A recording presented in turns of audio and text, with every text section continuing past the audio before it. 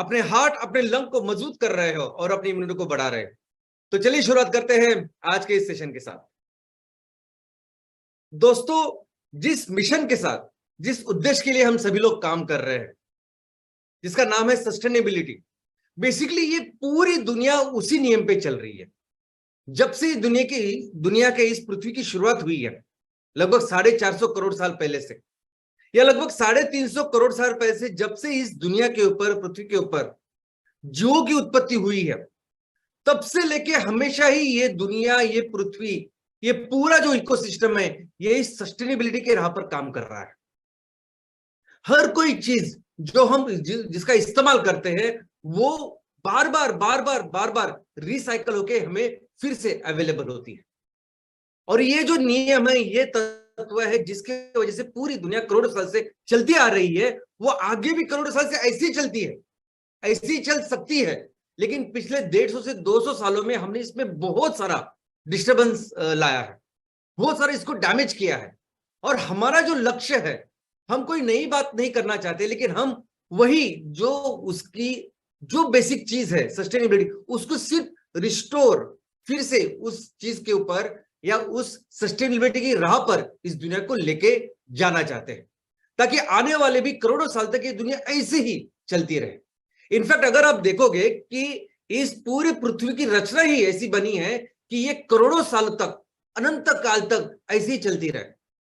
जैसे अभी simple example आपके सामने है, इस पृथ्वी के ऊपर 71% यानी 71% पानी है, 29% सिर्फ जमीन है। और वो पानी भी अगर आप देखोगे तो 97% जो पानी है वो खारा पानी है समुद्र का। 3% जो पानी मीठा है, जिसको हम पी सकते डायरेक्ट, वो 3% से भी 2% जो पानी है वो बर्फ में है। और 1% सिर्फ पानी है जो हमें नदी में, तालाब में, कुएं में अवेलेबल है। अब ये जो रचना है वो इसीलिए बनाई है कुदरत ने, धरती माँ ने, कि ये दुनिया, ये पृथ्वी करोड़ों साल तक चलती रहे। नहीं तो अगर ये सब कुछ मीठा पानी होता तो कब का इवेपोरेट हो चुका होता। लेकिन कैसे सिस्टमेटिकली इसके बादल बनते हैं, कैसे वर्षा होती है, हमें पानी मिलता है और फिर से पूरा पानी रिसाइकल होता है। इनफैक्ट हमारे इस दुनिया के ऊपर, इस पृथ्वी के ऊपर ये जो वातावरण है, ये वातावरण भी इस तरीके से बनाया है ना कि जिस जिस तरीके से ये दुनिया हमेशा के लिए चलती रहे।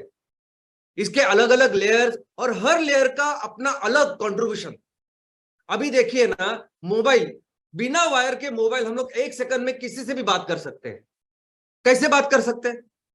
अभी टीवी के ऊपर भी अगर कोई कुछ लाइव कुछ चीजें होती है और लाइव वो हमें टीवी पे दिखती है, ये कहां से आती है? या मैं अभी ये प्रेजेंटेशन कर रहा हूं और आप अपने जगह पे जाके देख रही है, ये कैसे देख रहे हैं? ये सब प्रकृति ने, कुदरत ने तैयार किया हुआ जो आवरण है, ये वातावरण के अलग, उससे ये सब हो रहा है। इनफैक्ट जो हमारे साइंटिस्ट, हम सभी लोग जो रिसर्च कर रहे हैं, डेवलपमेंट कर रहे हैं, साइंटिस्ट लोग तो काम कर रहे हैं, हम सिर्फ ये प्रकृति ने जो कुछ काम करके रखा है उसको समझने की कोशिश कर रहे हैं। और दिन ब दिन, इनफैक्ट आगे के 20, 25, 30 साल में अगर हम सही दिशा में काम करें तो कुदरत के इतने सारे चमत्कार हमें दिखाई देंगे, समझेंगे।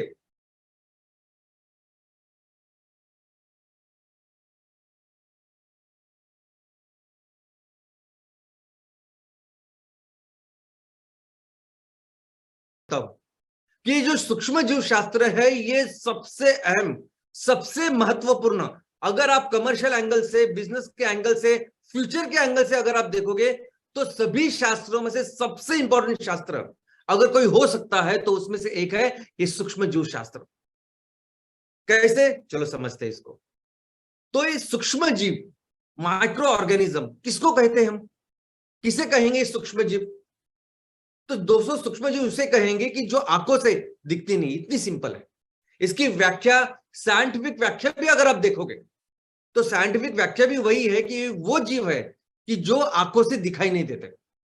और इसमें सब कुछ हो सकता है। आंखों से न दिखाई देने वाले प्राणी हो सकते हैं, आंखों से न दिखाई वाले वनस्पति हो सकते हैं, और कई सारे एकपेशीय चीजें इसमें हो सकते हैं। और अब आप अगर इस सूक्ष्म जीव शास्त्र के बारे में और ज्यादा जानोगे, और बच्चों को आज की तारीख में जो पढ़ाया जाता है, और अगर आप स्कूल में पढ़ने वाले बच्चों को पूछेंगे कि सूक्ष्म जीव शास्त्र की खोज किसने की, तो बहुत सारे बच्चे ये उत्तर देंगे, जो उत्तर उनके किताबों में लिखा है कि 1850 में 1850 में लुईस पाश्चर करके एक संशोधक साइंटिस्ट था, उन्होंने इसकी खोज की, इस सूक्ष्म जीव की। और तब से बाद में हमें पता चला कि ऐसे सूक्ष्म जीव होते हैं और अलग अलग तरीके के होते हैं, अलग अलग उसकी कैटेगरी के होते हैं। लेकिन दोस्तों पूरी दुनिया को यह पता है, इनफैक्ट आप इंटरनेशनल कम्युनिटी को भी पूछेंगे तो लगभग 3000 साल पहले, यानी आज हम 2023 में हैं, 2023 यानी जीरो से शुरुआत हुई क्रिस्त की बात, तो 2023 साल हो गए। तो क्रिस्त पूर्व, ईस्वीसन पूर्व 600 साल पहले, उस टाइम में जो हमने जैन धर्म के लिए जो लिटरेचर का निर्माण किया, उन जैन धर्म के जो ग्रंथ है, जो किताबें हैं, उनमें हमने इस सूक्ष्म जीवों के बारे में डिटेल से विस्तार से लिखा हुआ है। तो आप समझ सकते हैं कि भारतीयों का नॉलेज क्या था। प्राचीन भारतीय इस चीजों के बारे में, इनफैक्ट कोई भी चीज आप साइंस और टेक्नोलॉजी के लीजिए, हम हमेशा उसमें बहुत बहुत आगे थे, पूरी दुनिया का नेतृत्व कर रहे थे। मैं हमेशा आपको एग्जांपल देता हूं जो स्ट्रक्चर आज हमारे आंखों के सामने, उसके बारे में। लेकिन दोस्तों कोई भी विषय हो, कोई भी सेक्टर हो, इस सेक्टर में भारतीय हमेशा आगे थे। और पहली बार इस सूक्ष्म जीव शास्त्र का जिक्र अगर किसने किया है तो वो भारतीयों ने अपने ईस्वीसन पूर्व 600 साल पहले जैन धर्म के किताबों में इसका जिक्र और इसका उल्लेख किया है। तो दोस्तों ये सूक्ष्म जीव यानी कितने सूक्ष्म होते हैं, तो चलिए समझते हैं। तो 1 मीटर जो होता है वो 100 सेंटीमीटर से बनता है, सेंटीमीटर। अभी सेंटीमीटर कितना होता है ये आपने देखा होगा, जब बचपन में हमने पढ़ाई की तो फुटपट्टी थी, उसमें हमने देखा। आज भी जो बच्चे स्केल का इस्तेमाल करते हैं तो उसमें वो सेंटीमीटर होता है। अभी जो सेंटीमीटर, उसमें 10 छोटी छोटी चीजें होती है जिसे मिलीमीटर कहते हैं। आपने वो मिलीमीटर भी देखा होगा, आपके सामने भी होगा। अभी उस मिलीमीटर को, एक छोटे से मिलीमीटर को अगर आप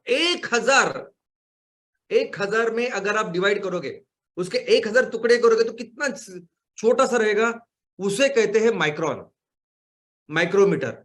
और दोस्तों ये सभी सूक्ष्म जीव है ना, ये 1 माइक्रोन, इनफैक्ट 1 माइक्रोन से 10 माइक्रोन तक होते हैं, लेकिन बहुत सारे उससे कम होते हैं। अब इस 1 माइक्रोन को भी 1000 टुकड़े अगर हम करें तो बनते हैं नैनोमीटर। तो ये सभी जो सूक्ष्म जीव है, ये 1 माइक्रोन से भी, 1 माइक्रोन, 10 माइक्रोन और 100 नैनोमीटर, इतने इतने इतने सूक्ष्म होते हैं। इनफैक्ट कई सारे ऐसे सूक्ष्म जीव है जो नॉर्मल हमारे जो लाइट माइक्रोस्कोप है उससे दिखाई नहीं देते, तो इलेक्ट्रॉन माइक्रोस्कोप से वो दिखते हैं। और ये इन्हीं बच्चों के स्कूलों में अगर आप देखोगे, किताबों में देखोगे, तो इस माइक्रो ऑर्गेनिज्म के कितने सारे शाखाएं हैं, कितने इनके प्रकार है। तो वहां लिखा होगा कि बैक्टीरिया है, फंगाई है, प्रोटोजोआ यानी अलगे।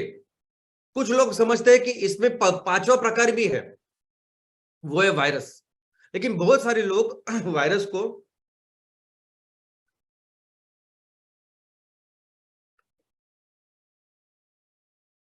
जीवित, लाइव, सजीव ऐसे समझते ही नहीं, तो ये इसको उपयोग नहीं करते। लेकिन ये दोनों ही जो क्लासिफिकेशन ये अधूरे हैं। सही क्लासिफिकेशन सूक्ष्म जीव का क्या है, तो शुरू से शुरू करते हैं। तो सूक्ष्म जीव 2 कैटेगरी में होते हैं। एक वो कैटेगरी जिसमें न्यूक्लियस नहीं होता, और एक वो कैटेगरी जिसमें न्यूक्लियस होता है। अब ये न्यूक्लियस क्या होता है, तो न्यूक्लियस यानी उस पेशी का एक मुख्य भाग होता है जो पूरे सेल को कंट्रोल करता है। जैसे हमारे बदन में इंपॉर्टेंट न्यूक्लियस क्या है, तो ये ब्रेन है। ये ब्रेन है जो पूरे बॉडी को, पूरे शरीर को कंट्रोल करता है। अभी मैं बात कर रहा हूं इसकी वजह से, मेरे हाथ जो भी मैं मूवमेंट्स कर रहा हूं वो इसकी वजह से। तो हमारा जो न्यूक्लियस है वो ब्रेन है। तो वैसे हर पेशी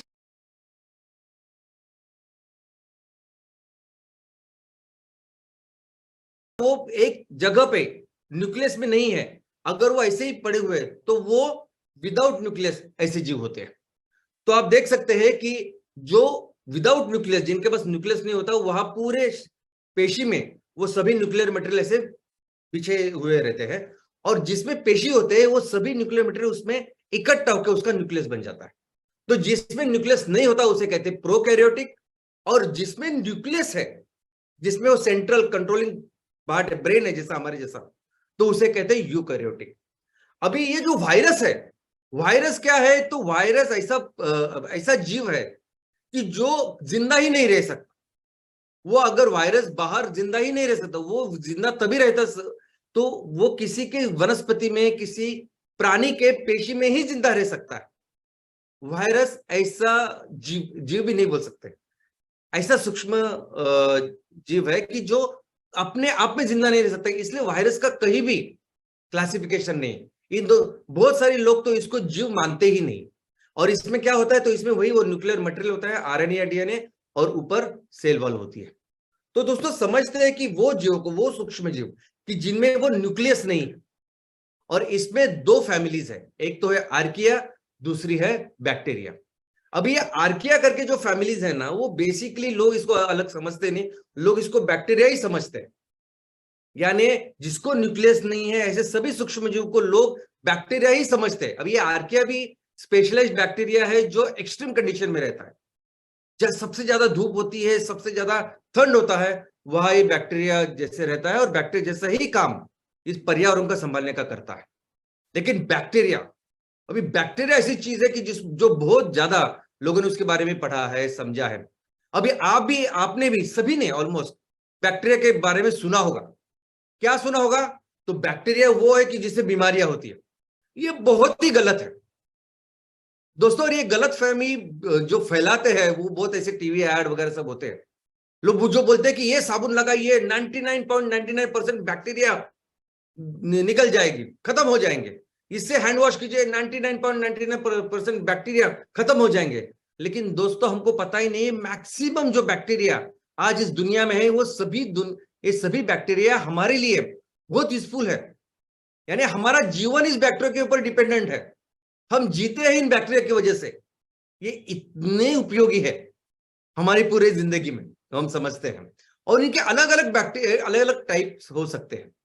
अभी इस बैक्टीरिया के क्या अलग अलग टाइप्स है, ये बहुत और विस्तार से जाना पड़ेगा। लेकिन एक सिंपल समझने के लिए ऐसा है कि ये सभी बैक्टीरिया के जो टाइप्स है, वो उनके शेप कैसा है, कैसे दिखते हैं, उनके नाम से जाने जाते हैं। अभी ये जो हमारा ये बैक्टीरिया के 3 वर्गीकरण इनका होता है। वो बैक्टीरिया जो गोल होते हैं, जो अपने चेंडू जैसे, बॉल जैसे होते हैं, उन्हें कहते हैं कॉकाई। अब इस कॉकाई के बैक्टीरिया के, गोल बैक्टीरिया के अलग बहुत सारे प्रकार। जो बैक्टीरिया रॉड जैसे होते हैं, उन्हें कहते हैं बैसिलाई। अभी इस बैसिलाई की भी अलग अलग बहुत सारी चीजें हैं, बहुत सारी जिसका पढ़ाई हमने की है। और जो है वो है स्पाइरल जैसे होते हैं, उन्हें कहते हैं स्पाइरोचिट्स। तो जो भी बैक्टीरिया इस दुनिया में मिलते हैं, वो ये 3 कैटेगरी में कहीं ना कहीं फिट होते हैं, उनके शेप की वजह से, और फिर उनको उस नाम से जाना जाता है। तो ये हुए वो सूक्ष्म जीव जिनको सेल नहीं है, जिनको ब्रेन नहीं है। ओके, चलिए आते हैं वो सूक्ष्म जीव को जिनके पास वो ब्रेन है, न्यूक्लियस है। तो जिनके पास न्यूक्लियस है, वो सूक्ष्म जीव कौन से हो सकते हैं? तो वो हो सकते हैं एक पेशीय, यानी सिर्फ एक पेशी से बने हुए सूक्ष्म जीव, या वो होते हैं, वो हो सकते हैं ज्यादा पेशी, एक से ज्यादा, बहुपेशीय। बहुपेशीय यानी ज्यादा पेशी से बने हुए वो जीव हो सकते हैं। अभी इनमें 2 कैटेगरी है, एक वनस्पति, प्राणी। एक पेशीय वनस्पति, एक पेशीय प्राणी। बहुपेशीय वनस्पति, बहुपेशीय प्राणी। अभी बहुपेशीय प्राणी हम भी है, आप है, मैं हूं, लेकिन दिख रहे हैं हम लोग, तो हम सूक्ष्म जीव नहीं है। तो ऐसे प्राणी भी है जो बहुपेशीय भी है, जो हमें दिखाई नहीं देते, या वनस्पति भी है जो बहुपेशीय, जो हमें दिखाई नहीं देते। इसके अलावा एक है, इसे कहते हैं फंगाई। तो दोस्तों जो एक पेशीय वनस्पति और प्राणी होते हैं, वो एक पेशीय वनस्पति, एक पेशीय प्राणी, उसकी जो फैमिली है उसको कहते हैं प्रोटिस्टा। प्रोटिस्टा। अभी इस प्रोटिस्टा फैमिली में एक पेशीय जो वनस्पति है वो है अलगे। एक पेशीय वनस्पति है अलगे, और एक पेशीय प्राणी है प्रोटोजोआ। अब ये अलगे जो है, दुनिया में वनस्पति की शुरुआत जो हुई है वो अलगे से हुई है। अलगे पूरी दुनिया के लिए, इकोसिस्टम के लिए, हम सब के लिए इतना जरूरी है। ये अलगे दुनिया में हर जगह पाए जाते हैं, हर प्रदेश में पाए जाते हैं। जो मनुष्य को पता है, ऐसे अलगे के 3 लाख से ज्यादा जाति है। ये ना पानी, जमीन, यानी पानी का सिर्फ ऊपर के कुछ मिलीमीटर का जो पृष्ठभाग होता है, उसमें ये अलगे ग्रो होती है इसके। आप देखेंगे कि अभी बारिश शुरू हो जाएगी तो बारिश के बाद आप पत्थरों के ऊपर, जमीन के ऊपर वो ग्रीन जो पट्टी आती है और जिससे हम लोग फिसलते हैं, जिसके ऊपर से वो शैवाल, लील, वो सब वो होता है अलगे। पूरी दुनिया में जो वनस्पति की शुरुआत इस अलगे से हुई है और बाद में अलग अलग तरह की वनस्पति बनी है। अब इस अलगे के बारे में अगर आप जानोगे तो अलगे बहुत इंपॉर्टेंट सोर्स है बहुत सारी चीजों का। आने वाले दिनों में बहुत प्रॉमिसिंग, बहुत इंपॉर्टेंट ऐसा सूक्ष्म जीव ये होने वाला है जिसके ऊपर हम सभी लोग काम भी करने वाले हैं। अलगे हमें ऊर्जा भी दे सकता है, फूड का भी बहुत इंपॉर्टेंट सोर्स है। कई सारे इंपॉर्टेंट जो essential fatty acid, essential amino acid, ये सब कुछ इससे मिलते हैं, प्रोटीन इससे मिलता है और कई सारी अच्छी चीजें ये करता है। इसमें इतना सारा लिपिड या इतना सारा ऑयल होता है जो जिसके वजह से इसमें चिकनाई होती है और उससे हम लोग फिसलते हैं। अलगे एक्चुअली क्या है ये समझाने के लिए मुझे शायद एक सेशन दूसरा लेना पड़ेगा। जैसे वो अलगे हैं वैसे ही एक पेशी प्राणी जिसकी वजह से बाद में सभी प्राणी की शुरुआत हुई उसे कहते हैं प्रोटोजोआ। अब ये प्रोटोजोआ के अलग अलग प्रकार हैं, जैसे मैंने कहा कि अलगे के अलग अलग प्रकार है, अलग अलग जगह में, अलग अलग परिस्थितियों में अलग अलग प्रोटोजोआ है। और आप देख सकते हो कि यहाँ अमीबा, युग्लिना, ट्राइसोनिमा, ये सब जो प्रोटोजोआ है इससे लगी हुई बीमारी का नाम आपने सुना होगा। लेकिन प्रोटोजोआ के बारे में भी वही है कि मैक्सिमम जो प्रोटोजोआ जो है वो हमें मदद करने के लिए, हमारे फायदे के लिए ये होते हैं और हमारा काम करते हैं। तो प्रोटोजोआ यानी फर्स्ट एनिमल, पहला प्राणी अगर इस दुनिया में कोई था तो वो प्रोटोजोआ। पहली वनस्पति कौन सी थी? तो अलगे। पहला प्राणी कौन सा है? तो प्रोटोजोआ। और फिर ये प्रोटोजोआ के बाद बाकी दो छोटे छोटे छोटे प्राणी की शुरुआत हुई और हम भी जो प्राणी है उनकी शुरुआत इस प्रोटोजोआ से हुई है। इसके अलावा एक फंगाई है, एक ऐसी कैटेगरी है कि जो ना वनस्पति और प्राणी इन दोनों के बीच में है। ये फंगाई यानी सिंगुलर में इसको फंगस कहते हैं। ये फंगा ऐसे है कि जो दिखता वनस्पति जैसे है लेकिन उसमें क्लोरोफिल नहीं होता, वो खुद का खाना खुद नहीं बना सकता। वनस्पति किसको कहेंगे हम? जो खुद का खाना खुद बना सकता है, जो सूरज की रोशनी लेके क्लोरोफिल से वो अपना खाना बनाता है, प्रकाश संश्लेषण क्रिया जो होती है। लेकिन ये फंगाई में ऐसा कुछ नहीं होता, वो अपना खुद का खाना नहीं बनाता, दूसरे के ऊपर जिंदा रहता है, इसलिए उसे फंगा कहते हैं। वो दिखता है वनस्पति जैसे लेकिन काम करता है प्राणियों जैसे। अब इस फंगाई के भी कई सारे अनगिनत ऐसे टाइप्स है जो आपने देखे भी होंगे जंगलों में, पेड़ों में, यहाँ वहां। और बहुत सारे ये जो उपयोगी भी है हमारे लिए और ये सभी जो सूक्ष्म जीव, कुछ सूक्ष्म जीव ये बीमारी भी पैदा करते हैं। तो ये जो सूक्ष्म जीव, इनका इंपॉर्टेंस क्या है तो ये समझते हैं। दोस्तों ये जो सूक्ष्म जीव है ना, ये पूरी दुनिया में चाहे हुए है। ऐसी एक भी परिस्थिति, एक भी जगह नहीं है जहां सूक्ष्म जीव नहीं है। ये मिट्टी में है, ये जमीन में है, ये पानी में है, ये समुद्र में है, ये हवा में है, हर जगह ये है।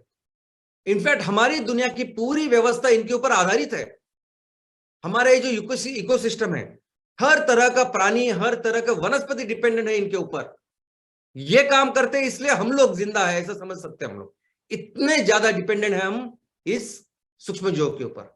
इनफैक्ट अभी ये जो पृथ्वी की शुरुआत हुई 450 करोड़ साल पहले, इस पृथ्वी की शुरुआत हुई, पृथ्वी की स्थापना हुई या उत्पत्ति हुई।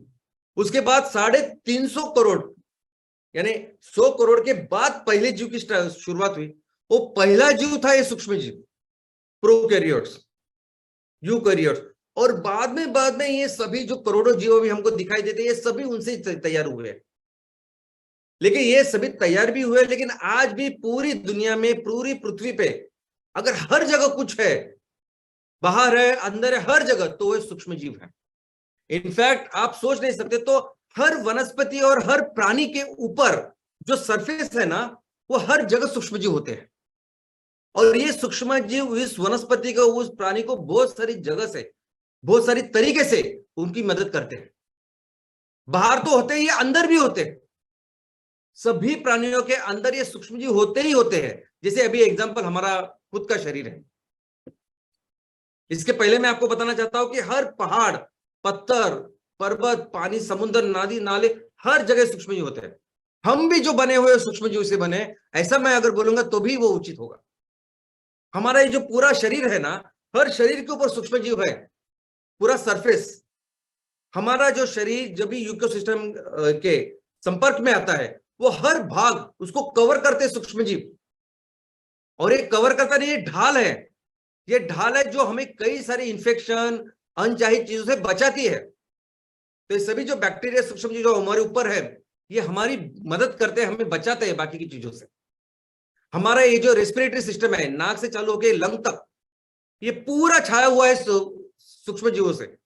जो भी हवा के साथ हम लोग चीजें लेते हैं, उसको गलत चीजों को पूरी तरह से निकाल देना, डाइजेस्ट करना, ये काम करते हैं सूक्ष्म जीव। खाने की भी जो चीज है, जो मुंह से लेके पूरा जो हमारा गैस्ट्रोइंटेस्टाइनल सिस्टम है पूरा, ये पूरा भरा हुआ है हमारे इस माइक्रोब्स यानी सूक्ष्म जीवों से। जो भी आप खाते हैं उसका डाइजेशन की शुरुआत मुंह से लेके पेट तक सब कुछ ये सूक्ष्म जीव करते हैं, और हमें फिर ऊर्जा मिलती है, प्रोटीन्स मिलते हैं, मिनरल्स मिलते हैं। दोस्तों, जैसे किसी भी व्यक्ति का दुनिया में भले ही अभी 750-800 करोड़ लोग हैं, हर एक की अपने एक यूनिक फिंगरप्रिंट होती है, फिंगरप्रिंट, जिसके वजह से फिर आप जाने जाते हैं कि आप आपका आइडेंटिफिकेशन करके वो पूरी दुनिया में माना जाता है। तो जैसे ये फिंगरप्रिंट होता है, जैसे ये उंगली के नमूने होते हैं, वैसे ही आपके बदन में जो कुछ सूक्ष्म जीव है उसका भी एक डिजाइन, एक पैटर्न है जो यूनिक होता है आपके लिए, और आप वो पैटर्न लेके पैदा होते हो। जब भी हम माँ के कोख से निकलते हैं, हमारा वो सूक्ष्म जीव का जो पैटर्न है बाहर और अंदर, ये एक यूनिक होता है उस व्यक्ति के लिए, और वो पूरी जिंदगी में हमारे साथ तो रहता है, लेकिन थोड़ा सा मॉडिफिकेशन होता है। वो किसके ऊपर डिपेंड होता है कि हम क्या खाते हैं, हम कहाँ रहते हैं, हमारे अनुभव क्या है, ये सब के ऊपर ये पैटर्न डिपेंड होता है। हमारे मूड, हमारे बिहेवियर, ये भी डायरेक्टली लिंक है। ये सभी शास्त्रज्ञों ने अभी पढ़ाई करके बताया है कि हमारे जो ब्रेन के, जो मस्तिष्क के जो पेशी है, उनसे भी डायरेक्टली कनेक्टेड होते हैं ये सूक्ष्म जीव। तो इतने इंपॉर्टेंट ये सूक्ष्म जीव हर व्यक्ति के लिए होते हैं। इनफैक्ट हमारा जो नॉलेज है कि ये सूक्ष्म जीव क्या क्या करते हैं, किस किस के लिए जिम्मेदार है, क्या और क्या कर सकते हैं, इनकी क्या ताकत हो सकती है, क्या कौन से प्रॉब्लम सॉल्व कर सकते हैं, ये हमारा नॉलेज बहुत कम है। सभी साइंटिस्ट पूरी दुनिया में जितने भी लोग सूक्ष्म जीव के ऊपर काम करते हैं, वो समझते हैं कि हमारा नॉलेज, हमारा जो ज्ञान है सूक्ष्म जीव के बारे में, ये तो ऐसे समझिए कि पूरे आइसबर्ग का एक टिप भी नहीं है, इतनी बहुत अंडरस्टैंडिंग करनी बाकी है।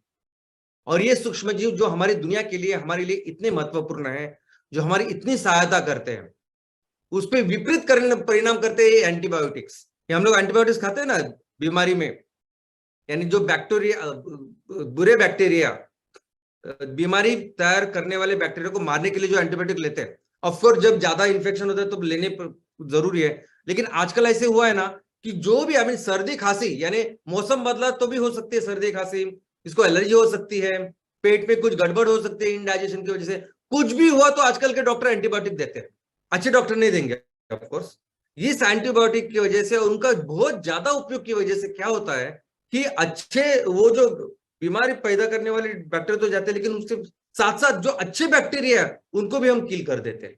जो भी ये हमारा यूनिक पैटर्न हर बदन में, हर शरीर में है, उसमें पूरे उसको डैमेज कर देते हैं, उसको डिस्टर्ब कर देते हैं। कई सारे अच्छे हमें प्रोटेक्ट करने वाले ऐसे जो बैक्टीरिया, उनको हमेशा के लिए मार देते हैं। और इसलिए ऐसा होता है ना कि ये ज्यादा एंटीबायोटिक की वजह से कई सारी ऐसी असाध्य बीमारियां फिर तैयार होती है, जिसका कोई भी इलाज नहीं होता। फिर किसी भी दवा के पास कोई इलाज ही नहीं कर सकता।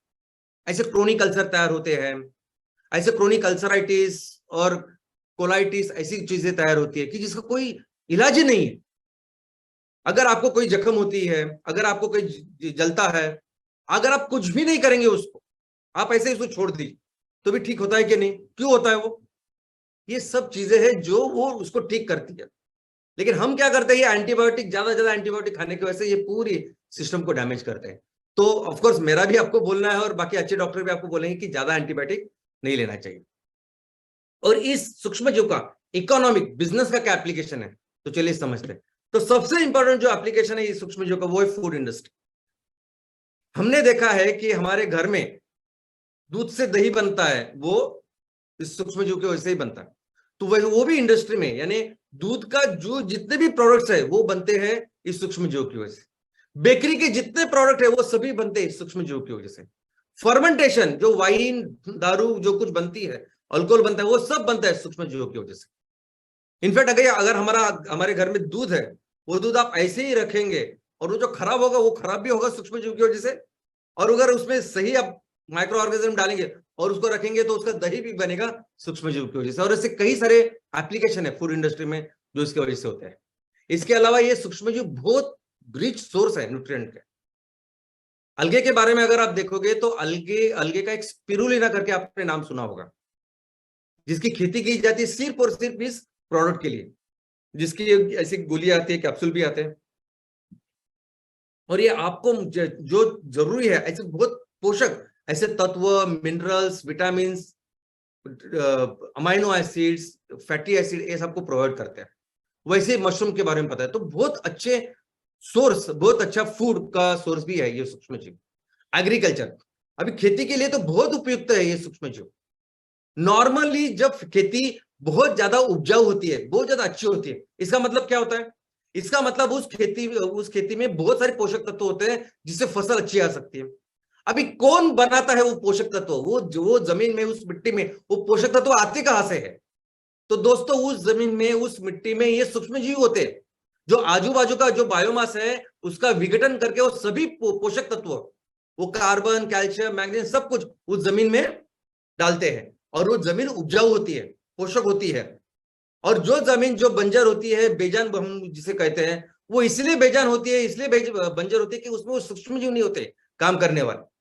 अगर बिजनेस के एंगल से भी हम देखें इस एग्रीकल्चर के तरफ, खेती के तरफ, तो सबसे बढ़िया, दुनिया का सबसे बेस्ट ऐसा फर्टिलाइजर कौन बनाएंगे तो सूक्ष्म जीव, जो हम तैयार करेंगे और बेचेंगे होंगे।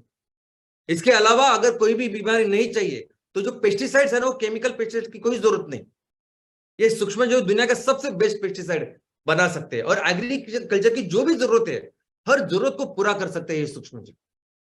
फार्मा इंडस्ट्री, फार्मा में, ये फार्मास्यूटिकल में तो कितने सारे ड्रग्स, कितनी सारी दवाइयां बनती है इस सूक्ष्म जीव की वजह से।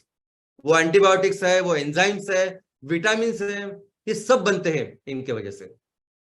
वाटर ट्रीटमेंट, अभी पानी जब वो तालाब में से जब पीने के लिए आता है तो उसके लिए जो पीने के पहले जो प्रक्रिया, शुद्धिकरण प्रक्रिया होती है, जो प्लांट लगते हैं, मैक्सिमम प्लांट, ये प्लांट प्राणी शुद्धिकरण का काम ये करते हैं सूक्ष्म जीव। उसमें जो सूक्ष्म जीव होते हैं वो पानी में जो ऑर्गेनिक चीजें होती है उसको एलिमिनेट करते हैं, जो बीमारी पैदा कर सकती है। लेकिन सिर्फ पीने का पानी नहीं, जो वेस्ट वाटर है, जो इंडस्ट्री से निकलता है, जो सीवेज से निकलता है, इस पानी को भी पूरी तरह से क्लीन, पीने योग्य बना सकता है ये सूक्ष्म जीव। इनफैक्ट आपने देखा होगा कि बिल गेट्स साहब अभी कितने सालों से इसके ऊपर काम कर रहे हैं। उन्होंने ऐसा प्रोजेक्ट भी लगाया कि जिसमें टॉयलेट का पानी, जिसमें सिर्फ 1 से 2% सिर्फ सॉलिड होता है, बाकी सब ये पानी होता है, उसको पूरी तरह से क्लीन करके वो पी रहे हैं। ये आप वीडियो भी देख सकते हैं गूगल के ऊपर। ये सब काम सिर्फ और सिर्फ सूक्ष्म जीव करते हैं। और हमारा भी ये जो पानी है, पानी को रिसाइकल करने के कई सारे प्लांट, छोटे हो बड़े हो, ये सूक्ष्म जीव करने वाले हैं। बायोफ्यूल, अभी फ्यूल सबसे बड़ा प्रॉब्लम है, पूरी दुनिया को ये फोसाइल फ्यूल मुक्त कर सकता है ये सूक्ष्म जीव। और कौन सा फ्यूल? बायोफ्यूल। दोस्तों एमसीएल फैमिली में हम जो काम कर रहे हैं, हम सभी मिलकर ये बायो सीएनजी की जो प्रोजेक्ट लगा रहे हैं, इसमें जो CBG I mean crude biogas और बाद में एमसीएनजी जो तैयार होगा, ये सब काम एक्चुअली ये सूक्ष्म जीव कर रहे हैं।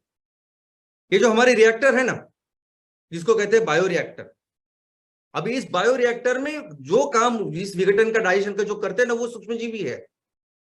अभी हमारा जो अगर रिएक्टर देखेंगे तो 4 अलग अलग, एक सेट में 4 अलग अलग रिएक्टर्स है, क्योंकि बायोगैस फॉर्मेशन की 4 स्टेजेस है।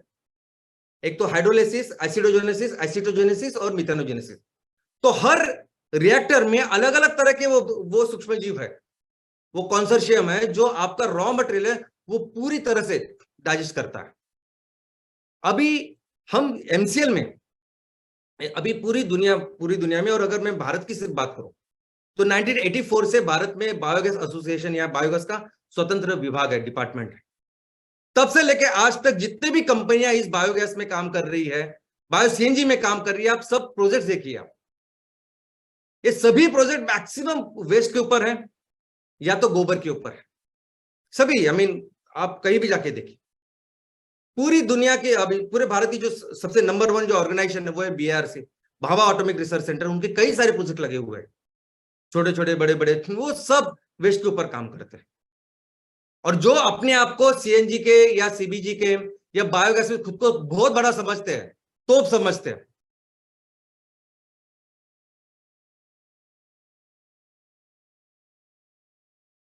तो दोस्तों मैं आपको बोलूंगा कि इस पूरे सेक्टर में पहली बार अगर नेपियर ग्रास से CNG बनाने का काम किसने किया ना, तो वो MCL ने किया। और आज ऐसी परिस्थिति कि ये सभी जो बाकी की कंपनियां तो छोड़ दिए, इंस्टीट्यूशंस वो हमारे पास आते हैं कि उनको हमारे साथ काम करना है। पूरी दुनिया में इस नेपियर ग्रास के साथ या इसके ऊपर बायोकोल बनाने की कोई फैक्ट्री नहीं है जो MCL ने सिर्फ नेपियर ग्रास के ऊपर की है, जो सिस्टमेटिकली नेपियर ग्रास जो MCL कर रहा है, इतने सारे प्रोजेक्ट्स लगाए हैं। यानी जिनको समझता ही नहीं है, जो कई सालों से सिर्फ कचरे के ऊपर काम कर रहे हैं और एक प्रोजेक्ट ठीक से लगा नहीं पा रहे, उनको वो बोल रहे हैं कि MCL के पास टेक्नोलॉजी के बारे में क्या है। हम इस सेक्टर में एप्पल है, एप्पल, मर्सिडीज है, हम जब काम करेंगे, हम जो प्रोजेक्ट लेके आएंगे ना, वो देख के लोग सीखेंगे इसके आगे। आपने वो एमकोल के बारे में, एमपिलेट्स अभी आने वाले हैं, कौन सी मशीन देखी होगी अपने एमपिलेट्स की? अभी कुछ दिनों के बाद मैं आपको वीडियो सेंड करता हूं कि कौन सी मशीन हम तैयार कर रहे हैं, कौन सी मशीन आपके वहां आपके तहसीलों में आएगी और किस तरह का पिलेट्स हम लोग बनाएंगे। ये जो आप स्टोव की बात कर रहे हैं ना, जो आप पूरे स्टोव जाके देखिए, अब जब MCL स्टोव आएगा ना, उस MCL के स्टोव के फोटो नहीं, प्रॉपर वीडियो और पूरे डेमो हम आपको दे देंगे। हमारे जितने R&D साइट्स चालू है ना, रिसर्च एंड डेवलपमेंट, वो किसी के नहीं है पूरी भारत में। भारत दुनिया के बारे में मुझे नहीं पता। इनफैक्ट हमारे ये जो कोलार जो आप जाते हैं, ये कोलार हमारा एक ऐसा साइट है, कोई भी कंपनी नहीं बताएगी उसका रिसर्च कहां चालू है करके। इतने बड़े लेवल पे हम काम कर रहे हैं। ये एमकोल की, MCNG की ये जो हमारी टेक्नोलॉजी जो आप देख रहे हैं, MBTG जेथ, जे यानी ABCDEFG, उसके बाद जो जे आता है वो है वो। तो सोचिए हम कौन से लेवल पे काम कर रहे हैं, जो हमारी टेक्नोलॉजी पेटेंट करके बैठे हम लोग। तो हर इस चीज पे, इस विषय में, इनफैक्ट बायोफ्यूल सेक्टर में हम बहुत आगे हैं और बहुत फास्ट अभी इसको करने वाले हैं। अभी इसको अलगे बायोफ्यूल, अभी इस सूक्ष्म जीव से बायोफ्यूल भी बनता है। अभी दुनिया वाले आपको बताएंगे, लेकिन 2008 में मैंने डॉक्टर लवेश यादव और हमने मुंबई के नजदीक विरार करके प्लेस है एक, तो वहां दुनिया का सबसे बड़ा प्लांट लगाया हमने। ठीक है, हमको पता है कि जो किसान कर सकते हैं, सबसे बेस्ट, सबसे बढ़िया नेपियर ग्रास ही कर सकते हैं। अलगे भी करेंगे लेकिन उस दूसरी चीज के लिए करेंगे।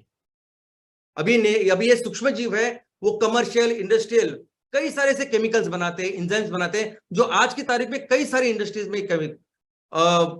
इंडस्ट्रीज में कमर्शियल प्लेसेस में इसका उपयोग होता है। इसके अलावा वॉरफेयर, यानी इस सूक्ष्म जीवों का युद्ध करने के लिए भी उपयोग किया जाता है। अभी हमें पता है कि मैक्सिमम जो सूक्ष्म जीव है वो अच्छे होते हैं, हमारी भलाई के लिए होते हैं, लेकिन कुछ ऑफकोर्स सूक्ष्म जीव है जिसके लिए बीमारी है, जिसकी वजह से बीमारी होती है, तो लोग बीमारी फैलाने के लिए इसका उपयोग करते हैं, युद्ध में उपयोग करते हैं। सबसे पहला उपयोग जो डॉक्यूमेंटेड है वो 1948 में इजराइल ने किया था, और आज भी ऐसे कहा जाता है, हमें बहुत सारे लोगों ने किया है, ऐसे र्यूमर है, आज भी ऐसा र्यूमर है, ऐसा कहा जाता है कि आज भी रशिया और यूक्रेन का युद्ध चल रहा है, उसमें भी इसका उपयोग हो रहा है। लेकिन सबसे इंपॉर्टेंट फायदा इस सूक्ष्म जीव का आने वाले दिनों में रिसर्च डेवलपमेंट के लिए, ये जो नैनो टेक्नोलॉजी है ना, अब्दुल कलाम साहब हमेशा एक चीज बोलते हैं कि 4 चीजें हैं जो भारत को सबसे बड़ी इकोनॉमी या इकोनॉमिक सुपर पावर बना सकती है। नंबर 1 बायोफ्यूल, जिसके ऊपर हम सभी लोग काम कर रहे हैं। नंबर 2 स्पेस रिसर्च, जो हमें पता है कि हम लोग कितने आगे उसमें। तीसरा है स्टेम सेल रिसर्च, यानी बच्चा जब पैदा होता है तो इनिशियली जो सेल्स होते हैं ना, उसे कहते हैं स्टेम सेल। और चौथा है नैनो टेक्नोलॉजी। ये नैनो टेक्नोलॉजी में सबसे महत्वपूर्ण भूमिका आने वाले दिनों में किसकी होगी? तो ये सूक्ष्म जीवों की होगी। और कई सारे ऐसी चीजों में इसका उपयोग हो सकता है, जैसे वेस्ट ट्रीटमेंट। हर तरह का वेस्ट को अच्छी तरह से हम ट्रीटमेंट पूरी तरह से डाइजेस्ट कर सकते हैं इस सूक्ष्म जीवों से। इनफैक्ट ये लैंडफिल जो है, अभी लैंडफिल में अगर आप देखोगे तो क्या होता है कि एक खड्डा होता है, बहुत गड्ढा करते हैं, उसमें पूरा कचरा डालते हैं और उसको बंद कर देते हैं, उसको कहते हैं लैंडफिल। लेकिन जब उस गड्ढे में वो जो कचरा डालते हैं उसके साथ कई सारे सूक्ष्म जीव डालते हैं और फिर बंद करते हैं, और ये सूक्ष्मजीव फिर उसको डाइजेस्ट करते हैं, इसको कहते हैं लैंडफिल। और इसको और बेहतर कर सकते हैं। इनफैक्ट अभी तो ऐसे सूक्ष्मजीव निकले हैं, निकले नहीं है, हमको समझ में आए, हम जितना ज्यादा पढ़ेंगे तो हमको पता चलेगा। ऐसे सूक्ष्मजीव है इस प्रकृति में कि जो प्लास्टिक को पूरी तरह से उसको डाइजेस्ट कर सकते हैं।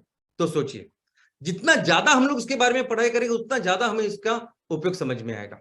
अभी ये हाइड्रोकार्बन देखो, मैक्स जो अभी हमारे यहाँ भारत में सबसे ज्यादा क्रूड ऑयल और गैस जो निकलती है वो बॉम्बे हाई करके एक प्लेस है जो समुद्र के अंदर है। तो कई सारे समुद्रों से वो तेल और गैस हम लोग निकालते हैं, लेकिन जहां भी से भी निकालते हैं, ट्रांसपोर्टेशन मैक्सिमम इस जहाजों से होता है अभी। और जो पाइपलाइन है वो भी जहाज ये समुद्र से यहां से वहां से जाती है, और कई बार ये तेल स्पिल होता है, बाहर निकलता है, और इस तेलों की वजह से न जाने कितने सारे जीवों की मौत होती है, वो इकोसिस्टम खराब होता है। अभी एक बार समुद्र में अगर अपने तेल गिराया तो उसको साफ कैसे करें, इसका कोई जवाब, सोल्यूशन नहीं है, लेकिन ये साफ करते हैं सूक्ष्मजीव। तो कई सारे ऐसी चीजें ना जो हमें पता ही नहीं क्या कर रहे हैं। अभी इंसेक्ट कंट्रोल, अब जैसे जैसे मैक्सिमम एक केमिकल फर्टिलाइजर, केमिकल इंसेक्टिसाइड हम डाल रहे हैं, वैसे वैसे हमारे फसलों के ऊपर कितनी सारी बीमारियां बढ़ रही है, क्योंकि इम्यूनिटी ही नहीं अभी रही उनमें। और लेकिन इसको कंट्रोल कर सकते हैं, इंसेक्ट को कंट्रोल कर सकते हैं सूक्ष्मजीव। जैसे हमने देखा कि मच्छर जो जहां तैयार होते हैं पानी में, अगर वो डालोगे तो ये पूरी तरह बिल्कुल मच्छर तैयार नहीं होते। वैसे ही बायोलॉजिकल कंट्रोल बहुत सारा है, और बायोलॉजिकल कंट्रोल यानी सूक्ष्मजीव कोई भी बीमारी से निपट सकते हैं। ये सूक्ष्मजीव बिल्डिंग मटेरियल, इस सूक्ष्मजीवों से बिल्डिंग मटेरियल भी बनता है, जैसे लाइमस्टोन। इनफैक्ट पुराने जमाने के कई सारे स्ट्रक्चर इससे बने हुए हैं। इजिप्ट के जो पिरामिड्स हैं वहां भी ये लाइमस्टोन का उपयोग किया गया है, और ये लाइमस्टोन बनते भी है सूक्ष्मजीवों की वजह से।